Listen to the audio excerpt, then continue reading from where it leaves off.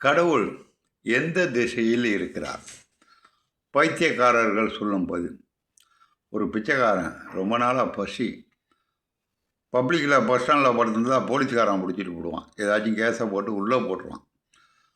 சரி, கோயிலில் போடுமுன்னு கோயிலுக்கு போனார். நேராக கோயில் உள்ள சன்னிதானத்துக்கு போட்டார். காலை நீட்டி படுத்துட்டார். நல்லா காற்று தூங்கினேன். கோயில் குருக்கள் வந்தான். அப்போ தான் வேலையெல்லாம் முடிக்கிட்டு 9 மணி 10 மணிக்கு, சன்னிதானத்துக்கு நேராக படுத்துருக்கிறா. அடித்தான். வேற எங்கே சார் படுக்கிறது? சன்னிதானம் முருகன் பெருமானுக்கு நேராக கீழே படுத்துருக்கிய. அடித்தான். இந்த திசையாக படுத்து கலந்தான், கிழக்கு திசையாக. அங்கேருந்து வந்தான் தர்மத்தை. இந்த அடித்தான் அவனை. ஏன்டா அங்கே படுத்துருக்க? கோயில் நேராக கிழக்கு சூரியன் வைக்க அங்கே படுக்க. கடவுள் எந்த திசையில் இருக்கார் சார்? இல்லாத திசையை சொல்லுங்கள், நான் அங்கே படுக்கிறேன்னா. அவனுங்களால் சொல்ல முடியலை. எந்த திசையில் இருக்கிறாருன்னு அவனுங்களால் சொல்ல முடியலை.